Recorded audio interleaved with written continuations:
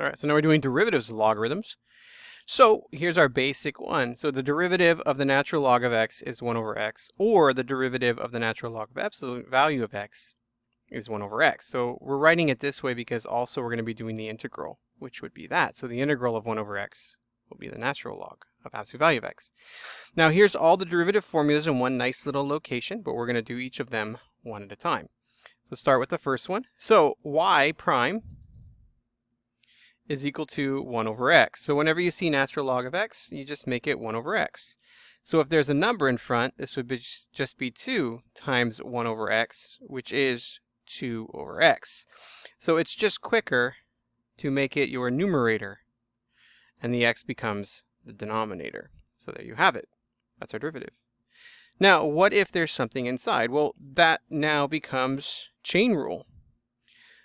So this would become y prime equals 1 over 2x times the derivative with respect to x of 2x. So this is y prime equals 1 over 2x times 2, which is 1 over x. And we should always rewrite our answer. So let me hit pause and move this. So y prime equals 1 over x. So we can do this a little quicker now. This would be y prime equals, and it'd be negative 4 over 3x cubed. See how I did that? So this is going to be 1 over this. So whenever you see natural log, just think 1 over. And so this is negative 4 over this times, and then now the derivative of 3x cubed, which would be 9x squared. And then we simplify. So y prime equals 3 and 9 cancel.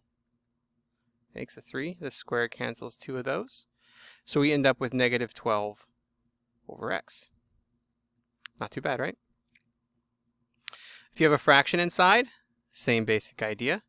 This is y prime equals 5 over, like that, times the derivative of the inside. Well, the derivative of the inside is just 1/7 x.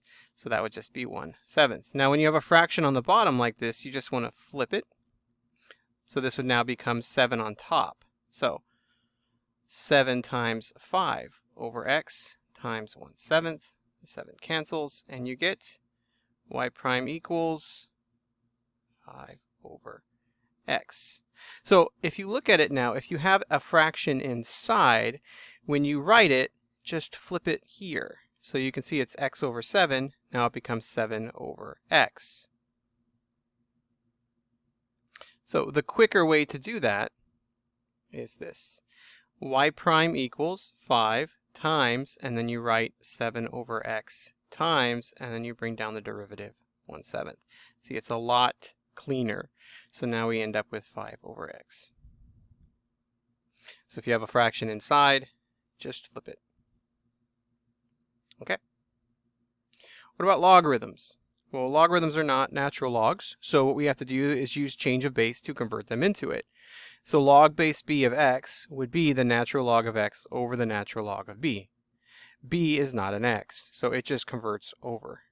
See, it just transfers. So it works like this, y prime. And so you treat it just like a natural log, and so this would just be 1 over x. But since it's not a natural log, you want to always just place the base right in that natural log next to it. And so if there's a number in front, we do the same thing. This would be 4 over 3x, just as if it's a natural log. But then you have to write ln of the base. Well, there is no base here. There is, though. It's a 10. So if you don't have a base written, we know it's the natural log base 10. So the only difference here, so it's right for ln of 3x.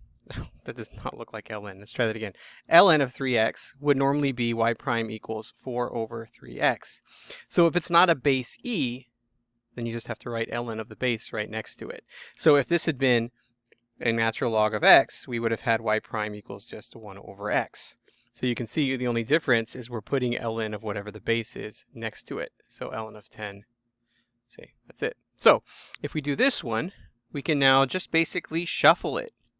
This is going to be 15 on top, x squared on the bottom, and then ln of 5 down here.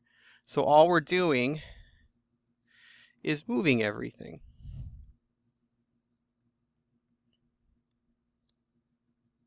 just like that. It's like a nice little formula, and you plug it in. Now, this does have chain rule to it, so because we do have something in that parenthesis that is not just x, and so we do have to multiply by 2x, and then now we can simplify. And so 2 and 15 is 30. That x will cancel the bottom x, ln of 5. And there you have it. Make sure you have y prime on each of them. So we did make one little mistake here. So on each of these, you always want to check to make sure that there's an inside. And sometimes they'll write log of 3x like this, but there really should be parentheses there. And since we didn't have the parentheses, we kind of missed it. So this right here requires chain rule just like the x squared. So we still need to do a ddx of 3x, which would give us 3. So let me erase this. And so if we put the 3 in here now, times 3, this is going to give us y prime equals 4 over x ln of 10. And that is the correct answer that we should get. So now that means this one down here as well that I recreated would have the same thing. We'd have to multiply it by 3. So this would become 4 over x. All right, and there's our basic derivatives with natural log and log. So why is a derivative 1 over x? Well, let's take some basic stuff that we know. So our function f of x is ln of x, and we want to show that the derivative is 1 over x. Well, we know the inverse is e to the x, and this is a continuous differentiable function, so we know ln of x is also differentiable. So let's write y equals ln of x, and then take the derivative implicitly. So if we rewrite this in exponential form, this is log base e, so we would end up with e to the y equals x. So now if we take the derivative of that with respect to x, we end up with e to the y, and that's not an x, so we do have to write y prime, and that's our derivative. And the derivative of x is just 1. So now if we solve for y prime, we get this. Well, that's not our derivative. It's supposed to be 1 over x. Well, if you go back and look, e to the y is x, right? That's an e to the y. Sorry, I got a little excited there. And so this would just become 1 over x. And there you have it. Y prime is 1 over x. So if we have y equals natural log of x, its derivative is 1 over x.